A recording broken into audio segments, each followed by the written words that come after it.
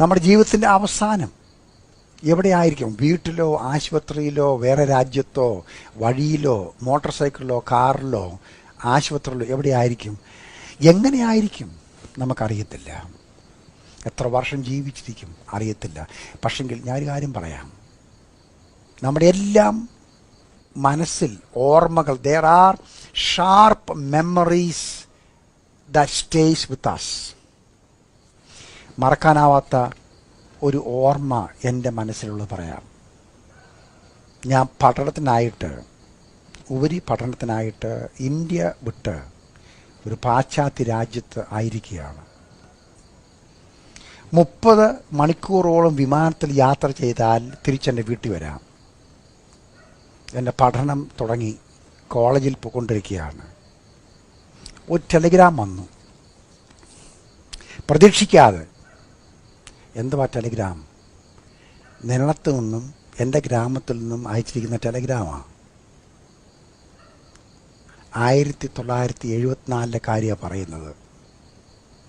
എൻ്റെ പിതാവ് മരിച്ചു.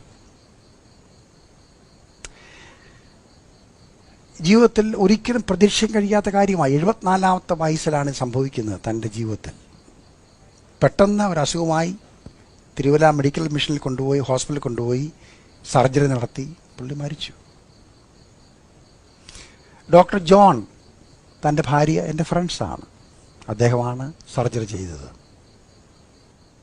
എൻ്റെ പിതാവ് ഈ ചോദ്യം ചോദിക്കുന്നു എന്ന് ചിന്തിക്കുക, എൻ്റെ ആയുസ് എത്ര എന്നും എന്നെ അറിയിക്കണമേ. എത്ര പ്രാവശ്യം പ്രാർത്ഥിച്ചാലും ഉത്തരമില്ലാത്ത ഒരു പ്രാർത്ഥനയാണ്. പക്ഷെങ്കിൽ ഉത്തരവുണ്ട്. ഏറെ ആയാൽ 80. ഏത് മനുഷ്യൻ ഉറച്ചു നിന്നാലും അവൻ ഒരു ശ്വാസം അത്രേ. അങ്ങനെയെങ്കിൽ നമ്മുടെ ജീവിതം വെള്ളത്തിലെ കുമള പോലെ എന്ന് ബൈബിൾ പറഞ്ഞ സത്യമല്ലേ? അങ്ങനെയെങ്കിൽ രാവിലെ മുളച്ചു വരുന്ന ഒരു പുഷ്പം പോലെ വൈകിട്ട് വാടിപ്പോകുന്നു, കാറ്റ് അതിന്മേൽ അടിക്കുന്നു, അതില്ലാതെ പോകുന്നു എന്ന് പറയുന്നത് എൻ്റെയും നിൻ്റെയും ജീവിതമല്ലേ? അങ്ങനെയെങ്കിൽ എന്തിനു വേണ്ടി നാം ജീവിക്കുന്നു? What is this all about? ഈ മനുഷ്യൻ പ്രാർത്ഥിച്ചതിൻ്റെ കാരണം ഇനി പറയാം. ദൈവമേ, ഈ ഭൂമിയിൽ ഇല്ലാതാകുന്ന, നശിച്ചു പോകുന്ന പണത്തിനും പേരിനും പെരുമയ്ക്കും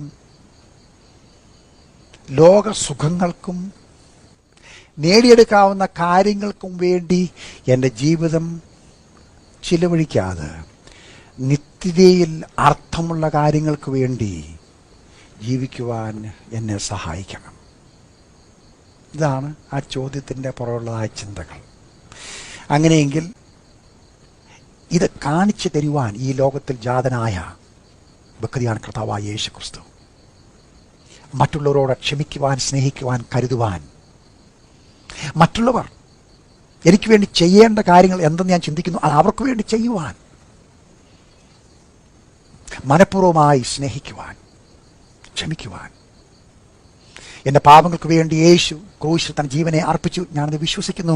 എൻ്റെ പാപം ക്ഷമിക്കപ്പെടുവാൻ, നിത്യതയ്ക്ക് വേണ്ടി ഒരുങ്ങുവാൻ. ഇതൊക്കെ ദൈവത്തിൻ്റെ ഉദ്ദേശമാണ് നമ്മുടെ ജീവിതത്തെ പറ്റി. അങ്ങനെയാകുമ്പോൾ we find the meaning of life. നിർത്തട്ടെ.